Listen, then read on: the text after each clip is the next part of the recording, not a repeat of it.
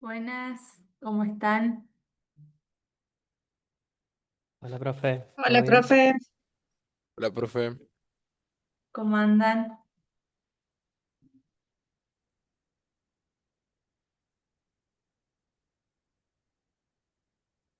Bueno, vamos a esperar unos minutos a que se conecte la mayoría. Eh, Hoy la idea sería que veamos sobre la celiaquía y que después hagamos una actividad más práctica.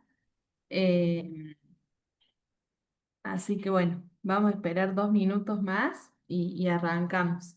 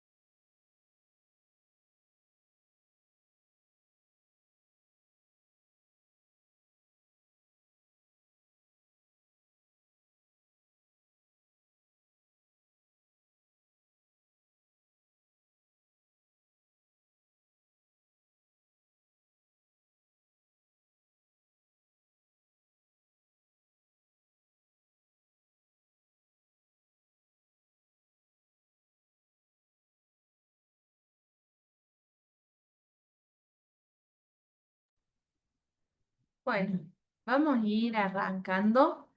Eh, A modo de recordatorio, estuvimos viendo trastornos gastrointestinales el lunes pasado. Y bueno, y esta es otra enfermedad vinculada al aparato digestivo, principalmente al intestino, y que sería como lo último que vamos a ver de trastornos gastrointestinales para después pasar a otros temas, también vinculados con los procesos de enfermedad.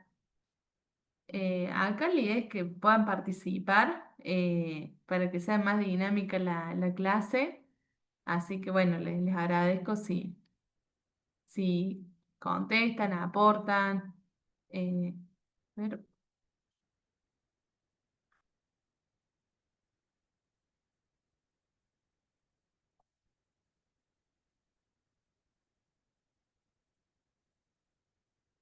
bueno, enfermedad celíaca.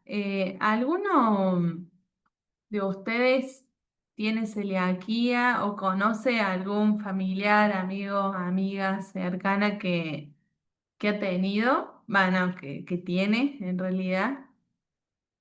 ¿Conocen del tema? ¿Lo han escuchado hablar?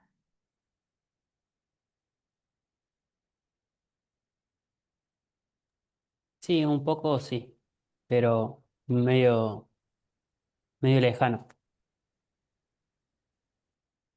¿Conocer el tema por mirarlo, no sé, en algunas redes o por alguien en particular?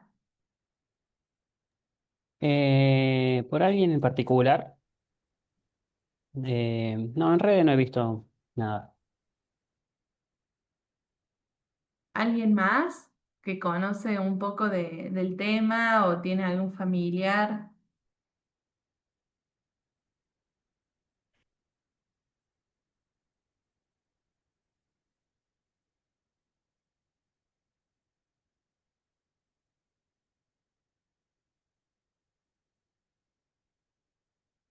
Em, bueno, no sé si es un tema conocido, relevante en sus vidas, o sea, si por ahí cuando tienen algún amigo o amiga que tiene celiaquía, muchas veces la alimentación va a girar un poco en torno a eso. A mí personalmente me pasó que tenía una amiga que tenía celiaquía, entonces siempre cuando nos juntamos teníamos que tener ciertos recaudos para que a él no le haga mal lo que comiéramos. Y bueno, y eso significaba una planificación extra, ¿no? Em, Vamos a ver un video introductorio bueno, sobre la enfermedad celíaca. Avísenme si se escucha, porque tal vez capaz con imágenes es más fácil entender un poco la fisiopatología. A ver, Gluten y la enfermedad celíaca. ¿se escucha o no? Sí, sí se escucha. Ah, perfecto. Un servicio de la revista NIH Medline Plus. Gluten. Lo escuchas en las noticias, pero ¿qué es y dónde se encuentra? El gluten es una proteína. Se encuentra naturalmente en algunos granos como el trigo, la cebada y el centeno. No, no tu arroz. Los alimentos que comúnmente tienen gluten son las pastas, cereales y pan. A veces, el gluten puede colarse en otros productos como suplementos vitamínicos, bálsamos labiales y algunos productos para el cabello o la piel. La mayoría de las personas no tiene problemas con el gluten, pero algunas no pueden consumirlo porque tienen una enfermedad autoinmune llamada enfermedad celíaca. El gluten les hace sentir mal.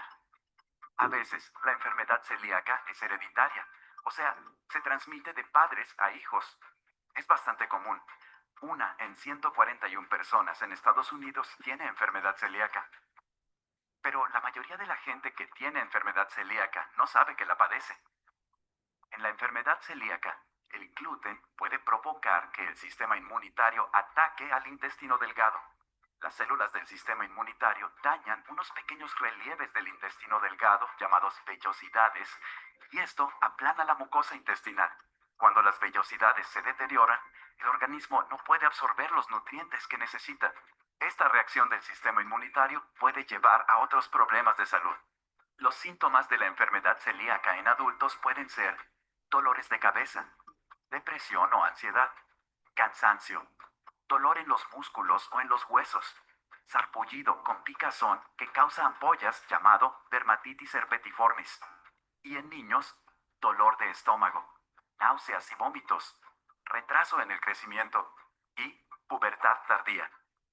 Si no se la trata, la enfermedad celíaca puede causar complicaciones graves como anemia, infertilidad y huesos frágiles con tendencia a quebrarse. La enfermedad celíaca puede ser difícil de diagnosticar porque se parece a otras enfermedades. Si su doctor cree que usted puede tener enfermedad celíaca, puede pedirle un análisis de sangre que busque marcadores. El diagnóstico también puede ser confirmado con una biopsia. Para ello, se extrae un pequeño fragmento de tejido bajo anestesia usando un tubo delgado llamado endoscopio. La buena noticia es que existe un tratamiento: hacer una dieta sin gluten. Las personas con celiaquía deben aprender qué pueden comer y qué no, y deben leer las etiquetas de los alimentos con atención. Para la mayoría de la gente, seguir esta dieta ayudaría con los síntomas y también a sanar el intestino delgado. Pero para algunas personas, cambiar solo la dieta no funciona. Para aquellas, encontrar la fuente del gluten oculto que no saben que están consumiendo puede ayudar. A través del Instituto Nacional de la Diabetes. Bueno, fue un video introductorio como para conocer un poco cómo se manifiesta a nivel intestinal. Em, bueno, para los que se sumaron hace un ratito, contarles que vamos a ver enfermedad celíaca. Y bueno, y un poco vimos este video introductorio para conocer un poco mejor a través de imágenes qué es lo que pasa. Pero bueno, a grandes rasgos podríamos decir que esta enfermedad tiene que ver con una intolerancia permanente a las proteínas de gluten, o sea, las proteínas que contienen gluten, que en realidad están principalmente en las proteínas del trigo. Em, por ahí cuando ustedes ven este sellito que la mayoría, bueno, de que hay muchos alimentos ahora que contienen este sello de sin TAC, quiere decir, bueno, sin trigo, avena, cebada y centeno. Eh, es importante remarcar que en realidad la persona celíaca es intolerante a las proteínas del trigo, pero por ahí cuando nosotros pensamos en la producción de alimentos, muchas veces los granos de trigo se mezclan con los de avena, con los de centeno, con los de cebada, y por eso se prohíben estos cuatro grupos, ¿no? de cereales, pero no porque la avena y la cebada y el centeno tengan gluten, sino porque pueden estar mezclados con trigo. Em, entonces por ahí pueden haber producciones de avena que sean sin gluten, ya que están alejados de, bueno, del cereal de trigo. Pero bueno, es importante saber que tiene que ver con esta intolerancia permanente al gluten que puede generar lesiones a nivel intestinal, principalmente en las microvellosidades que tiene el intestino delgado, que esas son las que absorben los nutrientes, ¿no? que se digieren. Entonces, cuando nosotros tenemos una lesión permanente y severa de estas microvellosidades van desapareciendo en nuestro intestino y eso genera como dificultades en la absorción de los nutrientes y por eso es muy importante tener un diagnóstico temprano, porque esto puede causar muchos otros síntomas y principalmente lo peor es que puede generar una desnutrición crónica.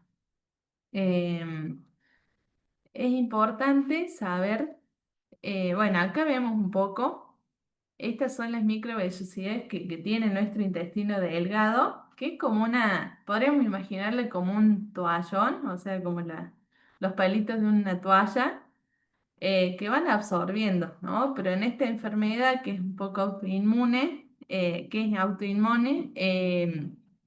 corremos el riesgo de que estas vellosidades desaparezcan si seguimos consumiendo esta proteína que nos genera, bueno, que nos genera una alteración, ¿no? A nivel intestinal. eh, y generalmente lo que la persona con celiaquía que no está diagnosticada y que no sabe, suele sufrir mucha distensión y mucha diarrea. Está bueno saber que esta enfermedad tiene una gran predisposición, tiene una predisposición genética. Por ahí si tenemos un papá o un tío o un hermano que es celíaco, bueno, seguramente podemos tener celiaquía o nuestros hijos pueden tener. Eh, entonces, bueno, también tiene como un componente genético.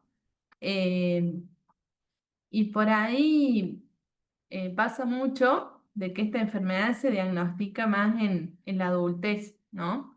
Eh, en relación a eso, les quería preguntar ¿por qué creen que ese diagnóstico es tan tardío? Entendiendo bueno, que es una enfermedad autoinmune y que tiene mucha sintomatología, que ya lo vamos a ver. Eh, no sé, ¿se les ocurre algún por qué puede ser puede haber un diagnóstico tardío de esta patología?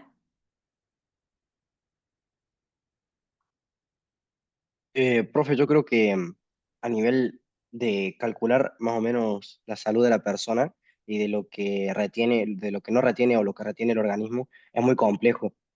Por ejemplo, el celíaco es intolerante a ciertas cosas, pero a medida que va creciendo, capaz el organismo no lo va adaptando de a poco, sino que, por así decirlo, a futuro va rechazando todos esos tipos de alimentos o nutrientes y ya cuando el organismo ya por sí completamente rechaza todos los alimentos al organismo, ya ahí sí se puede diagnosticar como la enfermedad, porque no solamente está esta enfermedad, sino hay diversas enfermedades, entonces no se puede hacer un análisis analógico completo de la enfermedad, por así decirlo. Perfecto, Maxi. Eh, bueno, sí, está bueno saber que, como vimos el lunes pasado, la sintomatología de los trastornos gastrointestinales son casi los mismos. O tenés diarrea, o tenés constipación, o tenés inflamación abdominal.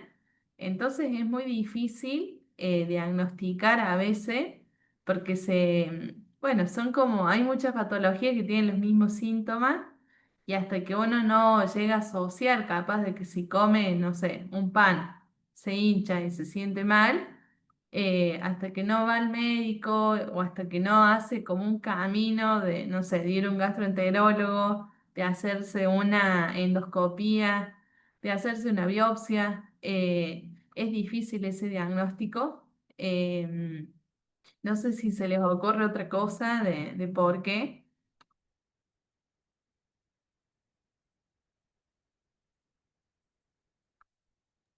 ¿El estrés no tiene algo que ver? Eh, En realidad vamos a ver un poco cómo después, bueno, qué puede hacer alguien con celiaquía para tener una menor sintomatología, pero en realidad esta enfermedad no está tan vinculada a nuestras emociones, sino que tiene ya un componente genético y ya una intolerancia crónica a esta proteína porque es como que le genera una autodestrucción al mismo intestino, ¿no? No tiene que ver tanto lo del estrés. Por ahí el diagnóstico tardío se vincula mucho también a las desigualdades, de que por ahí hay lugares más, bueno, más periféricos que generalmente se exponen constantemente a la basura, a la contaminación hídrica, y eso generalmente genera muchas gastroenteritis, pero hay muchas veces que esas gastroenteritis no es tanto por la contaminación ambiental, sino que es por un componente genético. Pero bueno, por ahí esas cosas no son tan tratadas y es verdad que para hacerse una biopsia y saber si, no sé, si tenemos celiaquía en realidad o no, hay un conjunto de pasos que no todas las personas tienen un acceso real a la salud. eh, entonces, bueno, eso también dificulta un poco el diagnóstico. Em, y pensando en los síntomas, está bueno saber.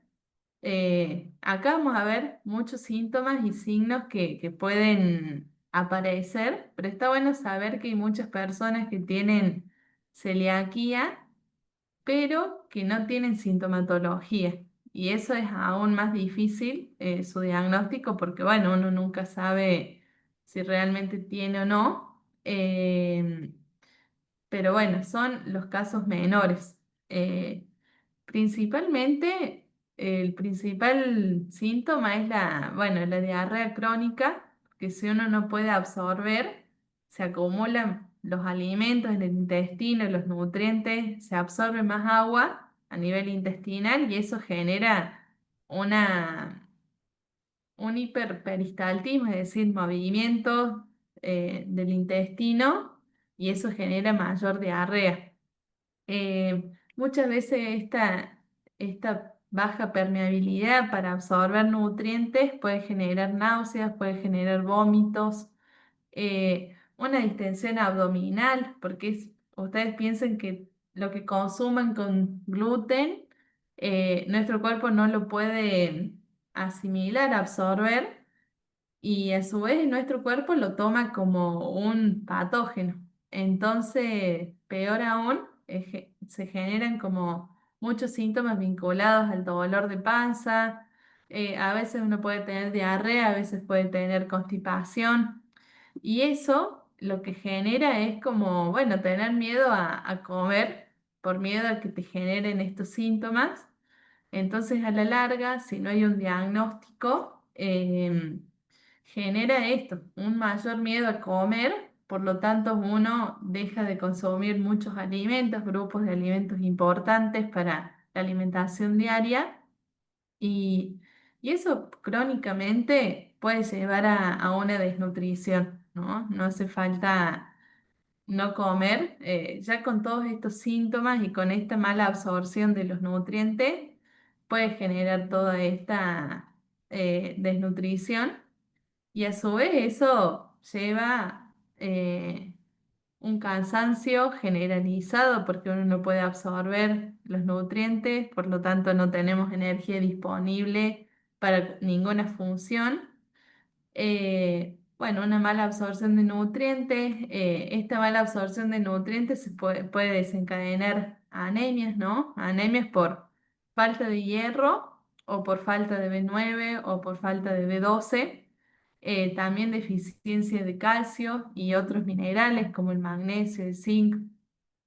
Cuando hablamos del déficit de calcio, seguramente tengamos una menor densidad ósea a la larga, también lesiones en la piel, muchas veces bueno, una forma de responder que tiene el cuerpo es a través de manchitas en la piel, eso también es otro síntoma. Y bueno, y otros más. Está bueno, es amplio la serie de síntomas que desencadena esta enfermedad. Pero bueno, si ustedes ven, hay cosas que se comparten con otros trastornos gastrointestinales que hemos visto el lunes pasado. No sé si hay alguna consulta o algo que quieran aportar.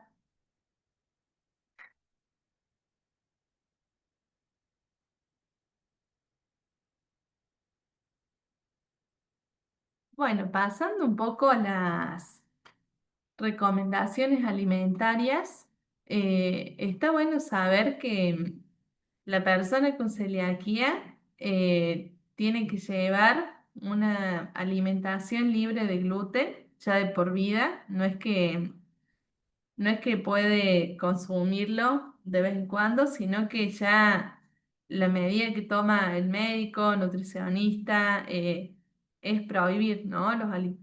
Los alimentos con gluten y generalmente se basa mucho en la educación alimentaria, ya que la persona celíaca, bueno, tiene que fijarse principalmente y consumir aquellos productos que tengan el logo de Sintac, que refiere a sin trigo, avena, cebada y centeno. Y también tiene que instruirse un poco pensando en aquellos alimentos naturales que no tienen el sello, pero que tampoco tienen gluten, para también llevar una alimentación variada y no sufrir deficiencias nutricionales. Eso va a ser como lo más importante a nivel alimentario. Y otra cuestión fundamental es evitar la contaminación cruzada, ya que en realidad la persona con celiaquía tiene distintos niveles. Hay personas que huelen un alimento a base de trigo y ya le generan síntomas, y hay personas que tal vez pueden estar compartiendo con otra persona que consuma pan y no le puede pasar nada. Hay distintos niveles, pero bueno, por ahí se evita la contaminación cruzada, de decir, no cortar con el mismo cuchillo o un pan sin gluten a un pan con, no sé, hecho a base de trigo, porque bueno, eso también puede generar esta sintomatología. Y bueno, y acá, por lo menos en Argentina, está esta señalización. Ahora hay como muchos productos sin tag disponibles en los súper, en los almacenes naturales. Entonces hay como otra apertura.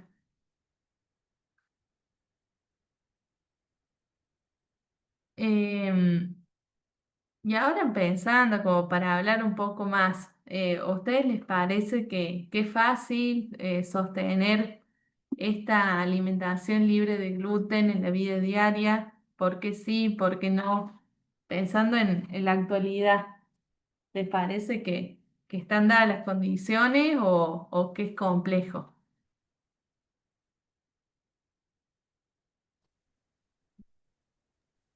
Yo creo que es Hola, profe. complejo todavía. Sí, porque ¿Por hay qué muchos piensan? productos hechos así con harina y demás. Sí, yo, Pero igual profe, de todos modos, hay, sí. sí. Sí se ha ¿Quieren mejorado hablar? bastante, pero todavía falta bastante más. Yo, profe, creo que en la vida diaria, o sea, como decía Iván y Marcos, sí es complejo porque hay un montón de alimentos que tiene derivado de harina y muchas cosas así por el estilo. En la vida de la persona, yo creo que a nivel no es tan complejo. ¿Por qué? Porque el organismo ya rechaza, de sí mismo rechaza todos esos alimentos. O sea, ya el cuerpo no los quiere ingerir. Por lo tanto, no sé si decirlo fácil, pero ya es como que el cuerpo da una respuesta negativa. Ahora, es difícil porque hay muchos derivados de alimentos y siguen habiendo más alimentos en contra, digamos, de la persona que tiene esa enfermedad, digamos. Genial, Sí, como que gracias. aparte la sociedad no está preparada. Eh, no en todos los lugares donde uno va a comer o lo que sea, tienen productos sin TAC. Sí, tal cual. No sé si alguien más quiere aportar.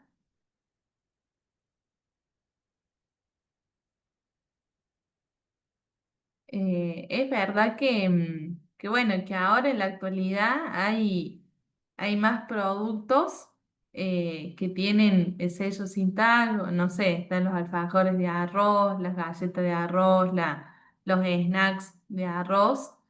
Entonces eso permite por ahí, no sé, que en una picada la persona celíaca, bueno, pueda también consumir otras cosas y no sentirse apartada del acto ahí más de compartir. Pero bueno, también hay otra realidad que tiene que ver con lo económico, que por ahí el acceso eh, a estos productos, bueno, es un poco más costoso, o las harinas de premezcla que se usan para hacer los budines o los panes, también o solo se consiguen en ciertos lugares como los almacenes naturales o dietéticas, entonces eso un poco limita. Y también limita esto, ¿no? De que no todas las personas eh, saben del tema, entonces por ahí uno va a un restaurante y no hay menú celíaco, o por ahí es difícil apartar una cocina o un espacio para cocinar sin gluten de lo otro, porque bueno, básicamente nuestra cultura alimentaria se basa mucho en la harina de trigo, entonces eso limita mucho. Em, Todo eso influye. Y también muchas veces piensan que las personas celíacas no comen carne, o sea, hay como una muy mala información de los productos. Y también esto de saber de que hay productos naturales que son sin TAC y que, bueno, que también responden a una alimentación sin gluten. Pero bueno, uno capaz que siempre lo asocia a las cosas a base de arroz, por decirlo así. Em, Y después pensando en discusiones actuales o no sé, capaz que mi lupa de Instagram me trae algunas cosas muy sesgadas, pero hay muchas influencers o personas cocineras y de otro índole que hacen muchas recetas sin gluten sin tener celiaquía. Em, ¿Ustedes qué piensan de los alimentos sin TAC o de las harinas que no sean de trigo? ¿Piensan que son más saludables, menos saludables, que es lo mismo, que depende de muchas cosas? ¿Las consumen, no las consumen? Yo creo que se debe ajustar a la dieta de cada uno y que todo en exceso es malo, digamos, no hay que demonizar alimentos ni tampoco enaltecer algunos. Para mí está bueno que agreguemos variedad a la dieta, pero digamos, sin ser extremistas, digamos, sin dejar por completo algo, sino que simplemente disfrutar de la variedad que ofrece, digamos, todo esto. Perfecto. ¿Alguien más quiere aportar, decir algo? Profe, una pregunta. En las personas que sí Sí. pueden ingerir el gluten, eh, ¿qué propiedades les da el gluten al cuerpo humano, digamos? O sea, ¿qué Eh, beneficios te trae o en qué te complementa? en realidad el gluten es la proteína que tiene el trigo. Por ahí, o sea, el aporte es más proteico, pero tampoco es de alto valor biológico la proteína. Por ahí lo que aportan los alimentos con gluten es un poco más, no sé, más cultural, porque básicamente nuestro país consume muchos alimentos a veces de harina de trigo, entonces encontramos por todos lados el trigo. Entonces cuando uno tiene celiaquía y tenés que fijarte mil veces en qué preparar, qué cocinarte, eso no pasa en otros países donde capaz el alimento fuente es otro cereal, por ejemplo en Venezuela o en Colombia se consume mucho la arepa, por ejemplo, que es a base de maíz, entonces no tiene el gluten, al igual que no sé, que en Perú es una dieta más rica no sé, en papa, en arroz, en quinoa, en otros alimentos que no tienen gluten. Y eso, por lo menos en Argentina, no es tan así. Acá se consume mucho a través de los alfajores, galletas, el pan francés, entre otras cosas. Entonces tiene un costo más de esto, de ir a un encuentro con tus amigos que coman factura y que vos no puedas. Va más por ahí. En aspecto nutricional no es tanto el aporte. Sí, entonces una persona normal, digamos, que no sea intolerante al gluten, no tendría ningún problema si no lo consume, ¿verdad? Claro, o sea, la persona que no tiene celiaquía él puede consumir el gluten tranquilamente. Por ahí hay algunas miradas más holísticas o desde la medicina china que bueno, que muchas veces hacen algunos procesos que no incluyen alimentos con gluten, pero bueno, tampoco conozco tanto el porqué, el argumento, pero la realidad es que nuestro intestino está preparado para digerir alimentos con gluten, pero bueno, yo lo que veo mucho en las redes es que se asocia que la harina de trigo es una harina tóxica, maligna, y que hay que comer todo a base de arroz o harina de almendras para conseguir resultados, y la realidad es que no es tan así. Por eso traje como esta pregunta de para ver qué opinaban, ¿no? Ustedes de cómo lo ven o si les aparecen esas mismas cosas o nada que ver. Pasa que las Eh, redes sociales también habla, habla cada uno ahí, que bueno, por ahí mm, dicen cosas que nada que ver, entonces bueno, hay que saber filtrar un poco. tal cual. Eh, no sé si alguien quería decir algo.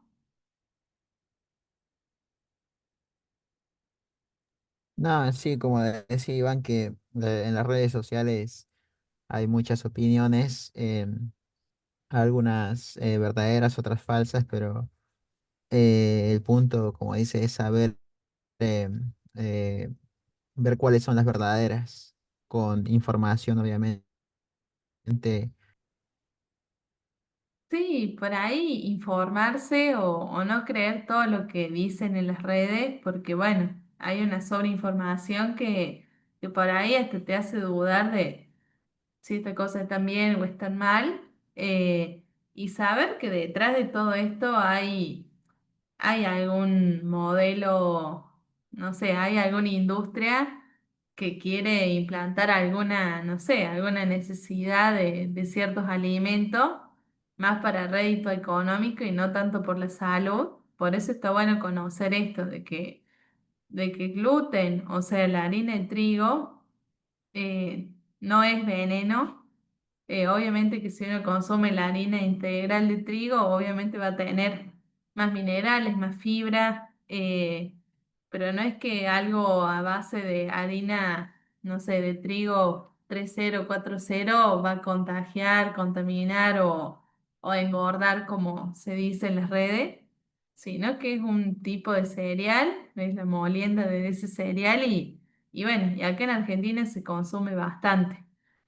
Y está bueno lo que había dicho Alejo de esto, ¿no? De saber que ningún límite ningún extremo es lo más saludable y que siempre está bueno ampliar la variedad de los alimentos que uno consume, pero sin demonizar completamente otros.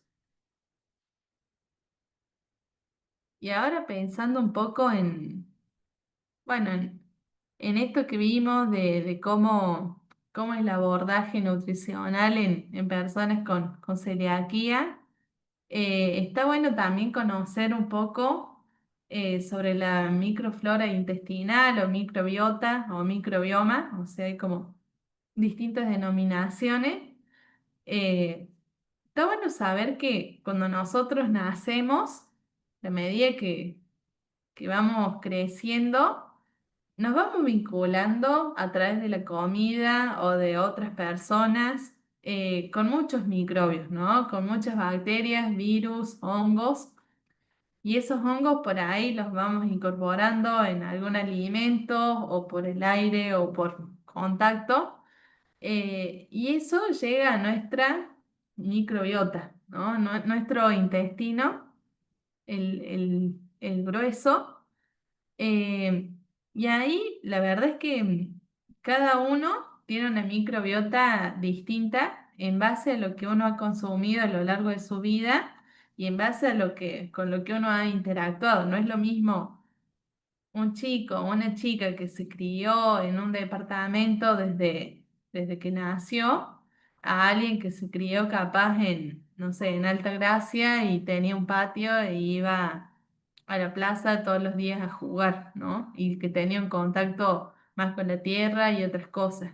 Todo eso va formando nuestro microbioma o nuestra microflora intestinal y también la va formando los alimentos que ingerimos, ¿no? No es lo mismo vivir a base de alimentos de paquete bueno, que consumir más fibra, más fruta, más verdura. Em, entonces está bueno saber que esta microflora es distinta en todos nosotros y que ahora a medida que se investiga un poco más, se sabe que hay ciertos patrones, ¿no? De que si uno consume, no sé, más alimentos ultraprocesados, capaz que nuestra microflora es menos diversa. Em, y cuando uno consume más variedad de alimentos frescos o se expone a otras cosas ambientales, bueno, es una flora más diversa. Está bueno saber que la microflora es importante para nuestro cuerpo en realidad, porque bueno, ahí también forma parte de una barrera inmunitaria que tiene frente a patógenos. em, Generalmente esta microflora está equilibrada, no es que haya un microbio que sea malo, por ahí muchas veces puede pasar que haya una alteración, una disbiosis, que haya capaz más de una bacteria que de otras, y eso genere capaz una inflamación intestinal, que muchas veces ahora se habla de SIBO, que tiene que ver con esto, con un sobrecrecimiento bacteriano de ciertas bacterias que en gran cantidad pueden ser contraproducentes para nuestro organismo. Em, y bueno, y también saber que en esta microflora también se producen ácidos grasos, ¿no? De cadena corta, también se absorben nutrientes, como habíamos visto. Eh, Y también es un reservorio de inmunidad, ¿no? Porque sirve como mecanismo de defensa. Entonces es súper importante que sea sana. Em, y esto tiene mucho vínculo con la enfermedad celíaca, ya que la enfermedad celíaca tiene que ver con un proceso autoinmunitario. Por lo tanto, también en esta enfermedad, pero yo diría a nivel general, se requiere, bueno, poder alimentar a nuestra microbiota eh, para tener, no sé, una mejor salud. Em, y acá pensando bueno, cómo uno podría mantener una microbiota sana, podríamos hablar de dos alimentos eh, que pueden contribuir, ¿no? Uno de ellos son los probióticos, eh, que son alimentos que tienen algunas bacterias, ¿no? Y que van a ayudar bueno, a esta conformación de esta microbiota sana. Estos probióticos pueden ser en forma de suplemento o los podemos incorporar a través de ciertas preparaciones. No sé si se les viene alguno a la mente o si alguno ha consumido alguna vez algún probiótico. Yo creo que sí. Pero bueno, para preguntarles, ¿no? Si conocen algún probiótico alimentario.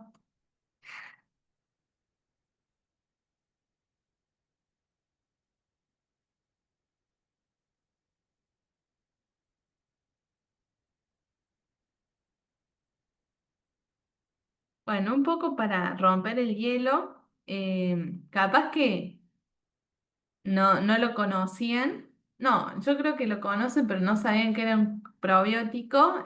Bueno, el yogur. El yogur es un gran probiótico. Si hablamos de un yogur natural, ¿no? No alguno que tenga capaz, no sé, que sea saborizado, sino algún yogur natural o que lo hagamos casero. Es una fuente de probióticos, pero también hay otros alimentos que se basan en un tipo de fermentación, como el chucrut, no sé si han consumido alguna vez, que sería un alimento a base de repollo morado o blanco y sal. Generalmente se deja estacionar, se amasa el repollo con la sal, se deja estacionar en un frasco 15-20 días y se fermenta, se acidifica y eso también es un gran probiótico.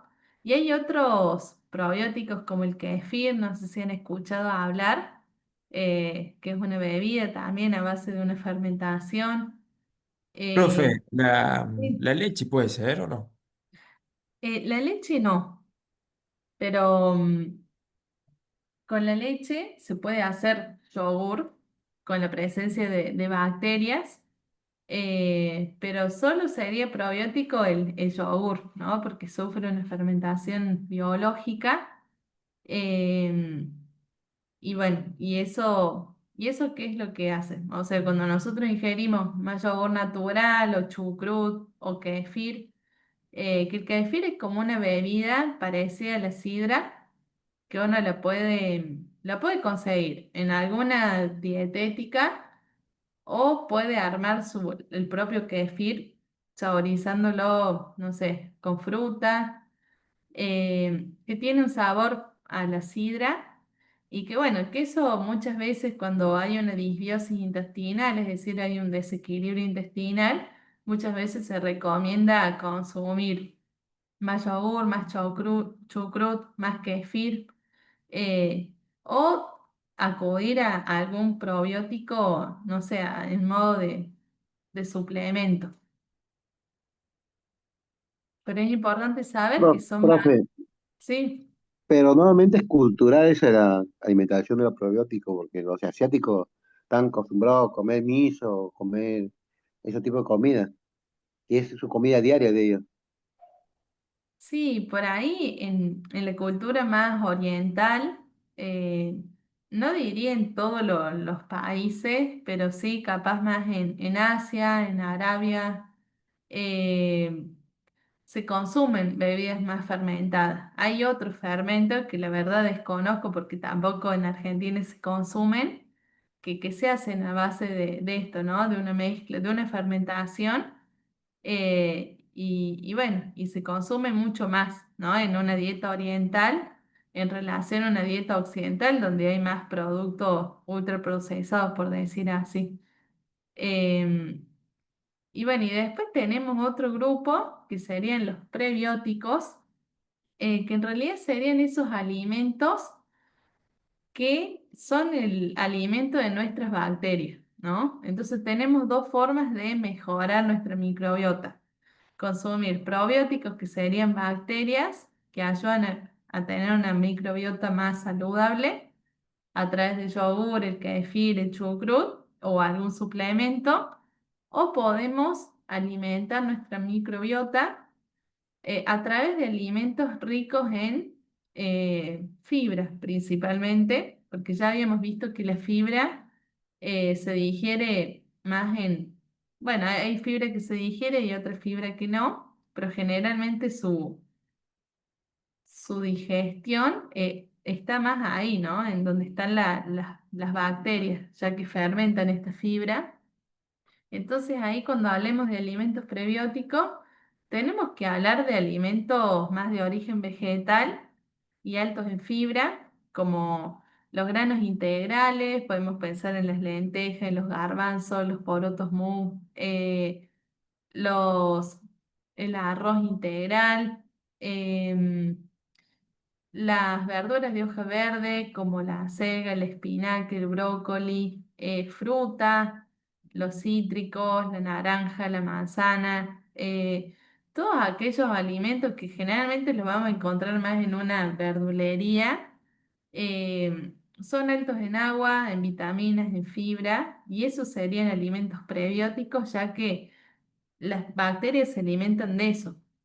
Por ahí si tenemos una alimentación basada más en los paquetes y también basada más en los macros, pensando en esto de decir, bueno, yo estoy bien alimentado porque como 150 gramos de proteína y bueno, y grasas e hidratos. Em, por ahí está bueno saber bueno, que hay otros alimentos que también son esenciales para nuestro microflora intestinal, que eso también influye en nuestra inmunidad, que depende mucho, bueno, de si nos enfermamos seguidos o no. Entonces está bueno también tener en cuenta de esto, ¿no? De que no basta con satisfacer los macros, eh, porque hay muchas personas que tal vez tienen una buena, no sé, composición corporal, pero si uno analiza un poco la variedad de la alimentación, la incorporación de fibra es muy floja y está bueno como tenerlo presente. También otra de los recursos que podemos utilizar para mantener una microbiota sana es disminuir el consumo de ciertos alimentos que a la larga pueden alterar la microbiota. Acá está bueno también saber que no ir a los extremos, o sea, no hace falta a uno limitarlo, evitarlos completamente, pero sí capaz que, no sé, de los 7 días de la semana, evitar que todos los días consumamos todos estos alimentos, pensando en, no sé, en productos empaquetados como las papas fritas, los palitos, los maní saborizados.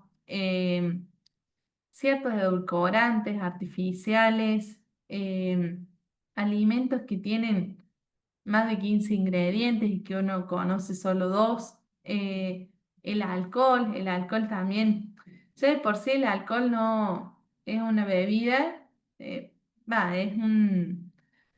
sí, es una bebida que no, que ya el mismo cuerpo no lo puede digerir, o sea, nuestro cuerpo no está preparado para digerir alcohol, generalmente lo interpreta como una intoxicación, donde el hígado es el órgano que se hace más cargo de eso.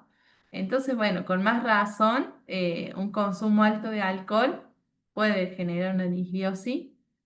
También un consumo alto de azúcares refinados a través de las galletas, productos de panadería, pero esto no quiere decir que 2 días a la semana uno coma unas facturas o galletas. Esto es cuando uno lo piensa, no sé, de si uno consume todos los días en el desayuno, en la merienda, un paquete de galletas, bueno, eso no está tan bueno, por decirlo así.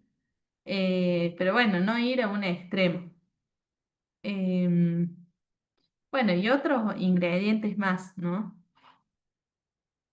No sé si hay alguna pregunta, consulta, aporte.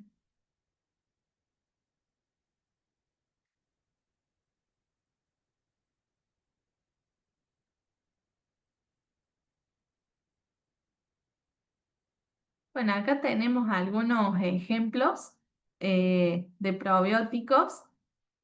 Bueno, acá vemos un yogur natural, los chucrut, ¿no? Que se puede hacer con repollo morado o blanco.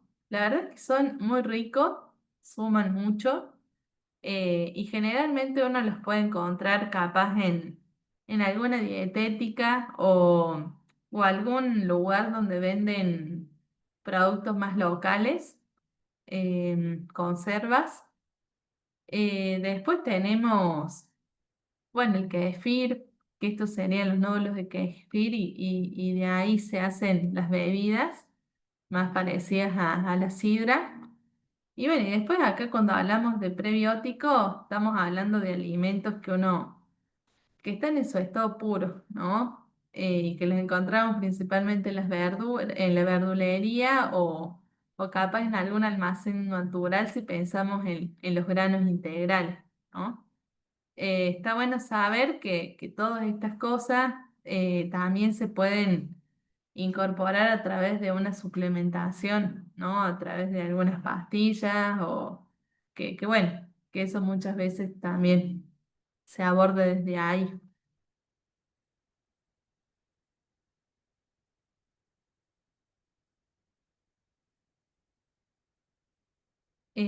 Bueno, creo que estas dos preguntas un poco fueron habladas.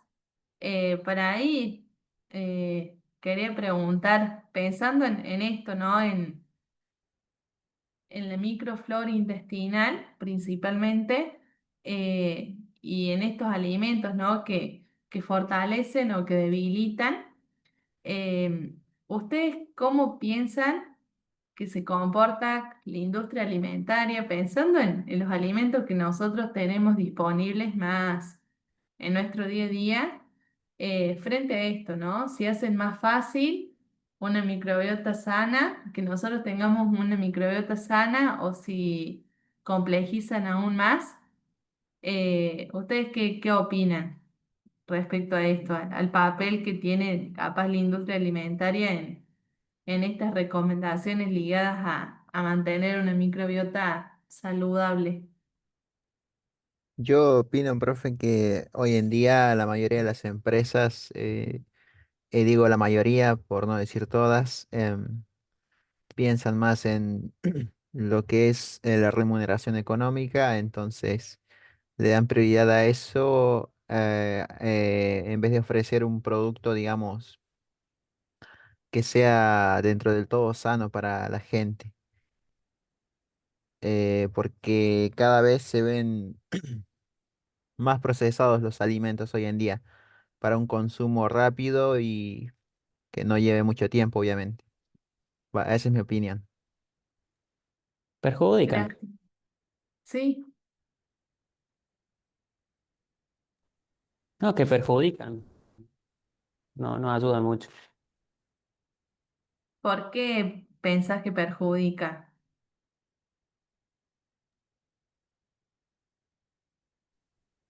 Y perjudican por una cuestión de, bueno, como decía Ernesto recién, eh, pero pasa más que por las empresas, pasa por el que consume, porque si no se consumiera tanto, creo que las empresas cambiarían.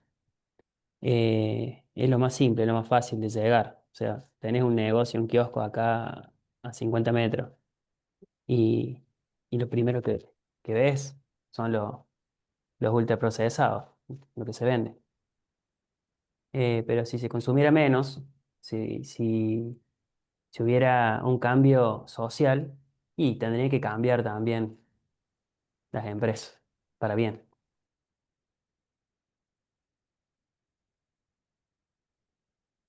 ¿Alguien más quiere opinar?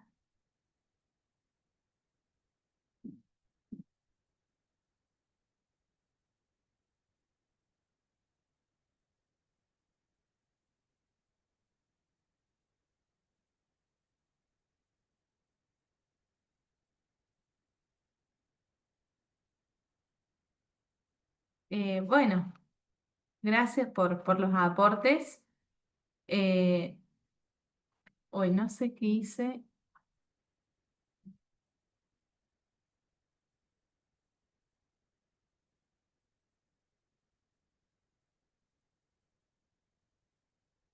Toqué algo y no los puedo ver ahora. No sé.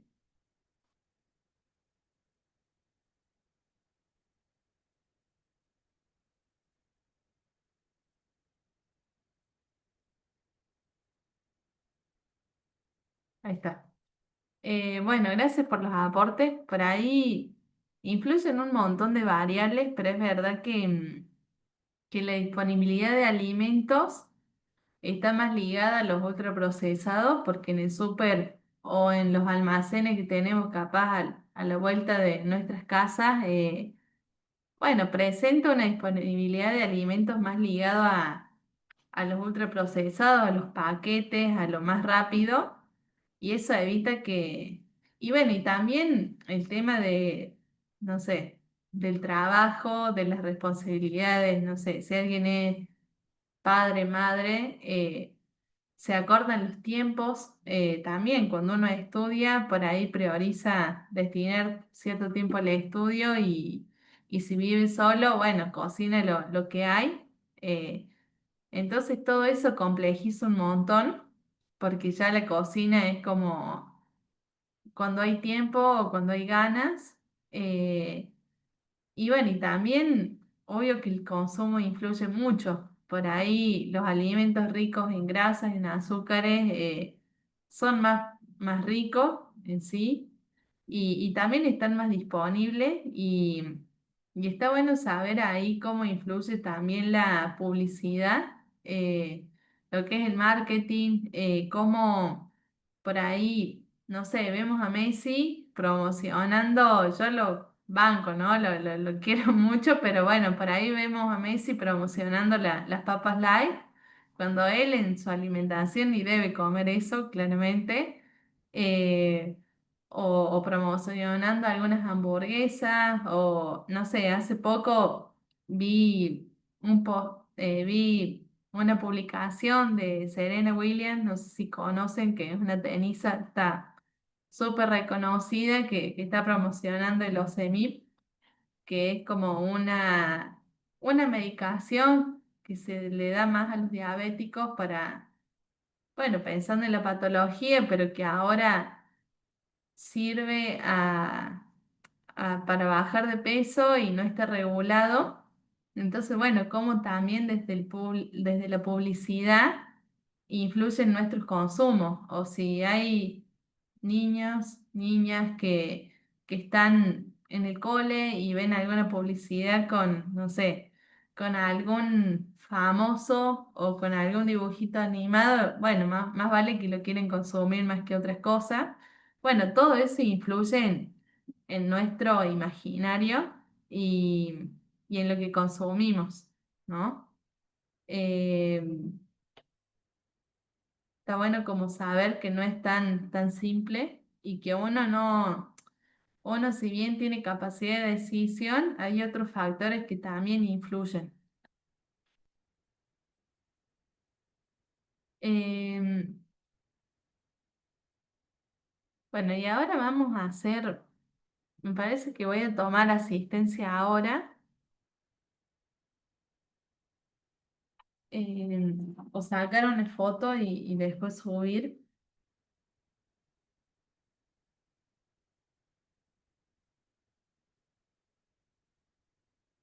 Ahí está.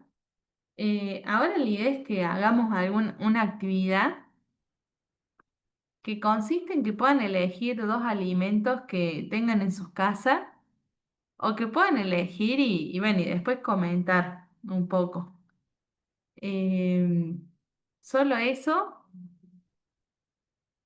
para después seguir viendo otros temas.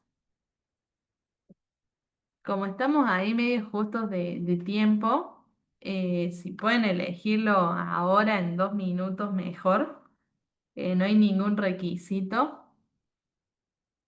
La idea es que, bueno, que puedan participar un poco más. Profe, yo tengo en mi casa, bueno, he comido recién un queso Roquefort, ¿no sirve como, como probiótico eso? Eh, En realidad no, porque solo el yogur es probiótico. O sea, los otros lácteos, sea queso, leche o derivados lácteos como la manteca, la crema, no tienen esa función. Ah, bueno. Yo acá Bueno, justo a después. mano tengo un alfajor de Sintac. Ah, bueno, genial. ¿Querés contar, Marco, en base a esto, ¿no? Bueno, de por qué elegiste justo ese alimento, si lo consumís frecuentemente, si lo asocias con algo. No, no lo consumo. No soy de consumir mucho estas cosas, pero bueno, siempre tengo una que otra dando vuelta. Veo que tiene exceso en muchas cosas, como en azúcares, grasas, grasas total, grasas saturadas, exceso en caloría. Pero bueno, hay un alfajor de arroz con relleno sabor dulce de leche y es Intac. Por ahí, por ahí sirve para Perfecto. alguien. Em, ¿Y lo asocias con algo a ese alfajor? Por ejemplo, capaz que uno cuando come helado lo asocia con ver una peli y con tomar helado o con una instancia de placer, o si Ah, es sí, una... puede ser. Sí, puede ser viendo una peli y decir, bueno, como un alfajorcito. Eh, sí, sí, en otra situación no lo como porque sí. Perfecto, gracias Marco. ¿Alguien más quiere contar qué alimento eligió? No, profe, Genial. ¿Querés contar? Sí. acá tengo el chucrú Ah, buenísimo. con una costeleta, eso va a ser hoy el almuerzo. Genial. ¿Lo consumí frecuentemente? No, tan frecuentemente no. A veces, una vez por semana. Y forma parte de, o sea, lo solés compartir con tu familia. A nadie le gusta, profe. Mm. Solamente yo no. Profe, ¿qué es lo que no escuché? Es chucrut, o sea, justo lo que hablamos de los probióticos y una costeleta. Ah, bien.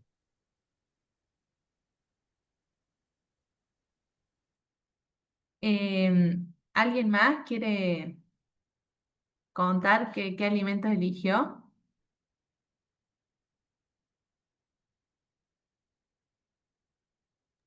Profe, yo agarré una barra de cereal de proteína y agarré un paquete de fideos de fibra, tipo alto en fibra.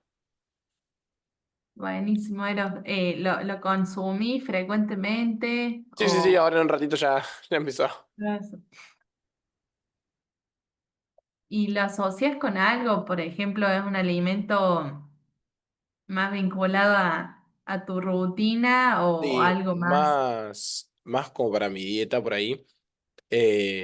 Por ahí los carbohidratos los uso bastante para el momento antes de ir a entrenar, si no, no consumo tanto.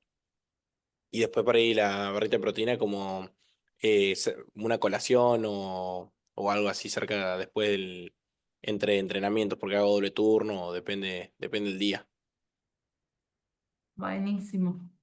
Bueno, gracias. Bueno, es bastante variado. ¿Alguien más quiere contar?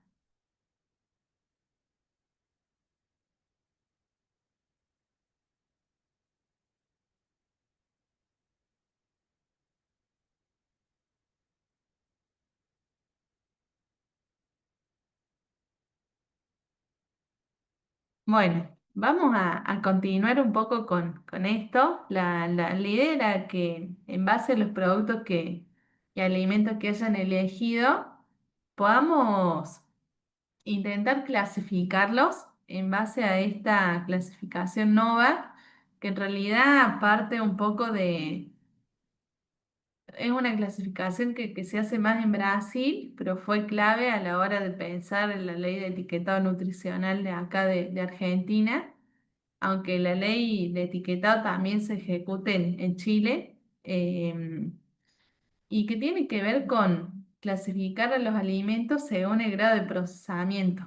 Eso está bueno porque tal vez, capaz hace 10 años antes, uno había como, bueno, ha habido como ciertos momentos a nivel nutricional donde capaz en un momento se priorizaban las grasas, en otro momento se las demonizaba, en algún momento se priorizaban los hidratos, en otro momento se los demonizaba, y estaba muy ligado también a pensar en las calorías, ¿no? De que un alimento era más saludable o menos saludable según las calorías que tenía algo.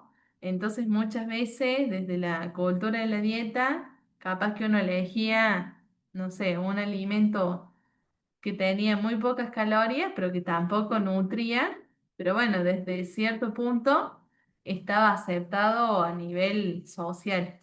Entonces, esta clasificación lo que un poco intenta describir es, bueno, es como hay ciertos alimentos que se pueden clasificar según su grado de procesamiento, ya pensando en que ahora la mayoría de las enfermedades crónicas que abundan, que ahí podemos mencionar a la obesidad, la diabetes tipo 2, síntomas como la hipertensión arterial, algunos tipos de cáncer, ¿no? Que son enfermedades que están presentes más en la actualidad, que son crónicas, es decir, que llevan un tratamiento pero nunca se curan, y que no se transmiten, no es que uno que tiene diabetes puede transmitir, como algunas enfermedades que estuvieron más presentes en el siglo XX, que sí tenían que estar más ligadas a lo viral, ¿no?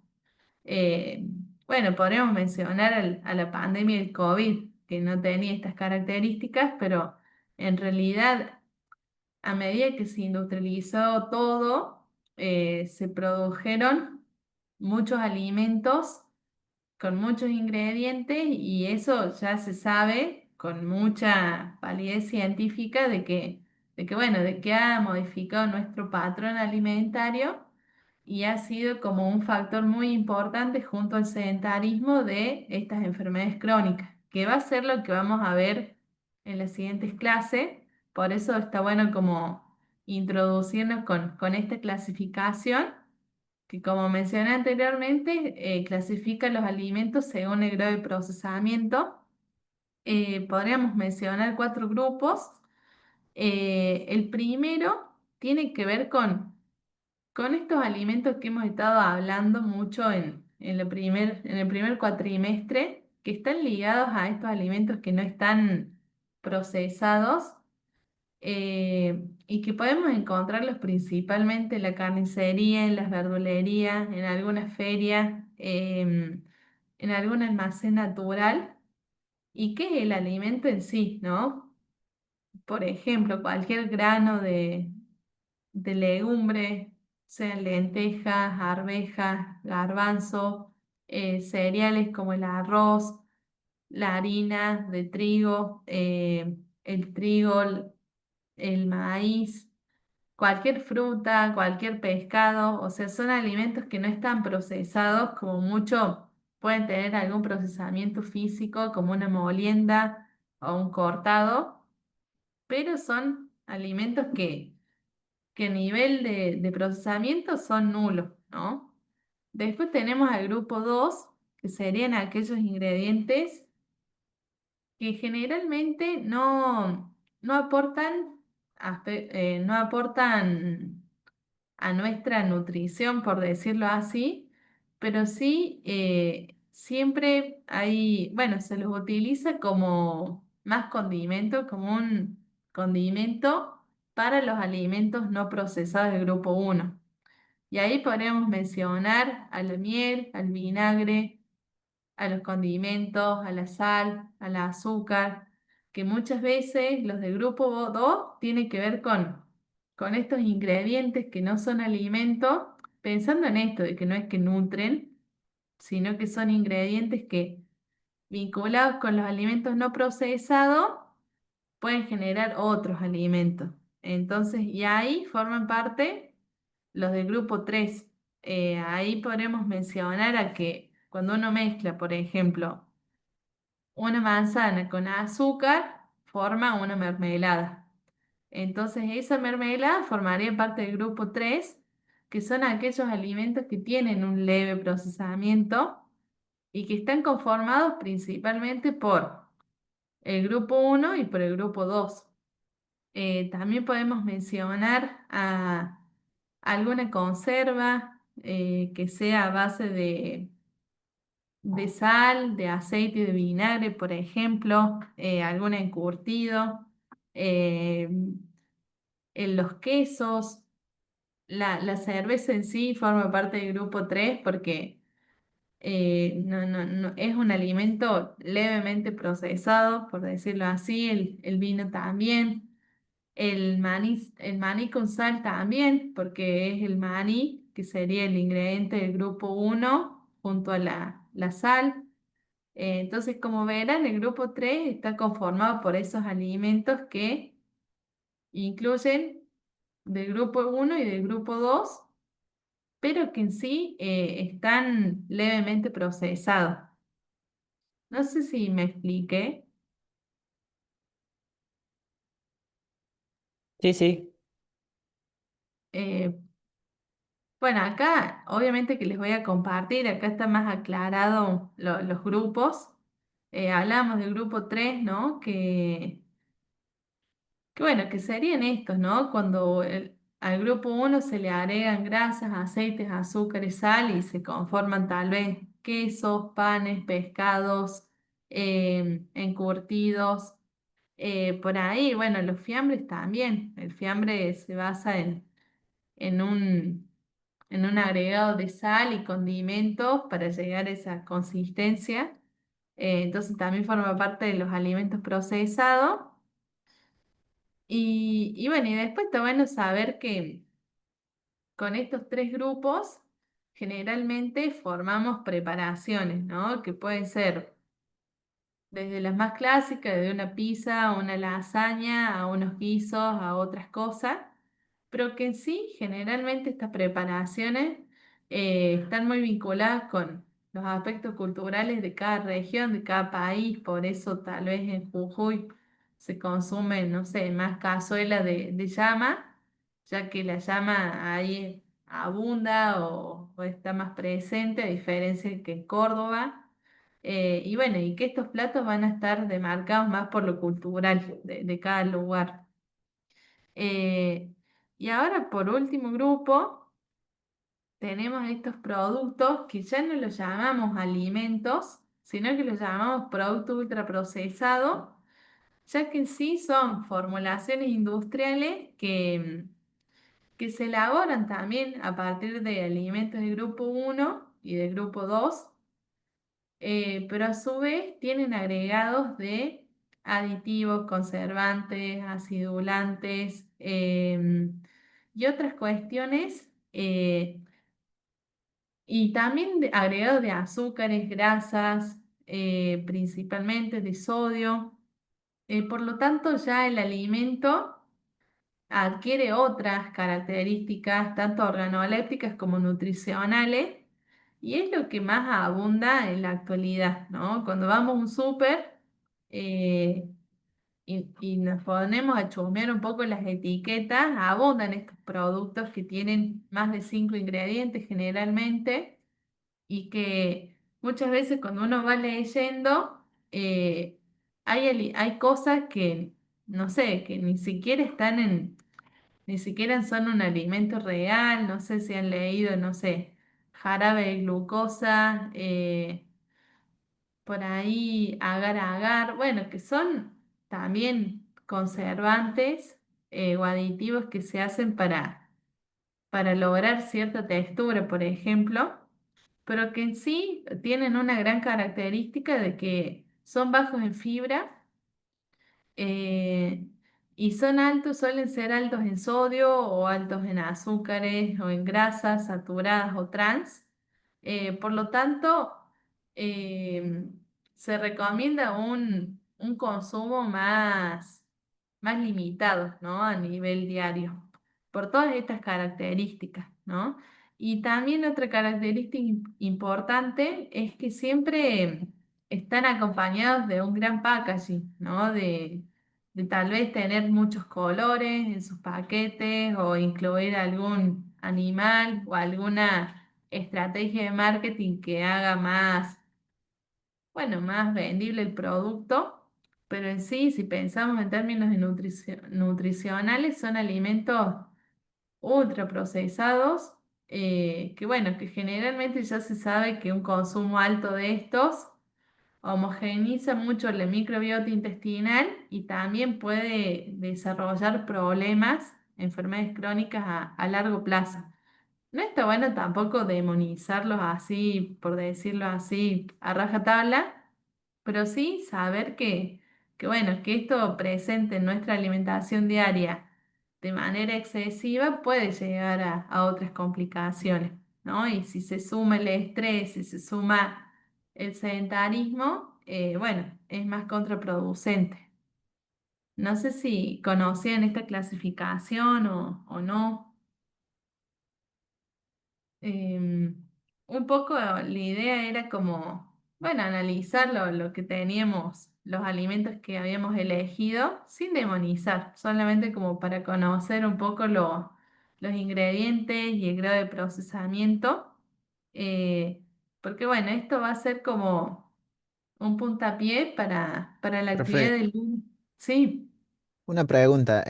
Los suplementos como la proteína en polvo y todo eso, ¿en qué entraría? ¿En los ultraprocesados o en los procesados? ¿O en los alimentos procesados? Y O, depende mucho de la cantidad de ingredientes que tengan. Por ahí cuando es un suplemento que, no sé, proteico, que no excede los 5 ingredientes, lo podríamos considerar del grupo 3 por decirlo así.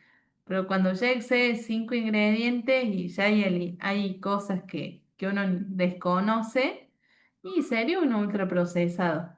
La idea es que la clase que viene, ya les subí la tarea que tienen que hacer eh, para empezar a discutir esto, ¿no? De, bueno, hay ultraprocesados que son más nocivos, menos nocivos, son útiles, no son útiles, como para ver eso, ¿no? De que no hay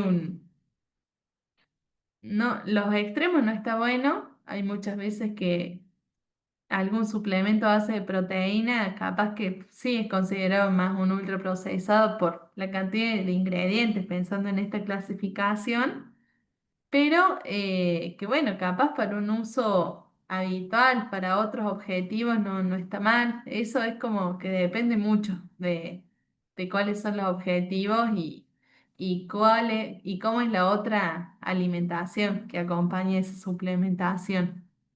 Pero bueno, creo que ya estamos cortos de tiempo. Solo decirles que subió una actividad para el lunes que viene, que tiene que ver con esto. Van a tener que presentar dos alimentos, comparar. eh, y bueno, creo que está bastante claro en el aula virtual. Cualquier cosa me avisan. No sé si se llega a ver lo del aula virtual.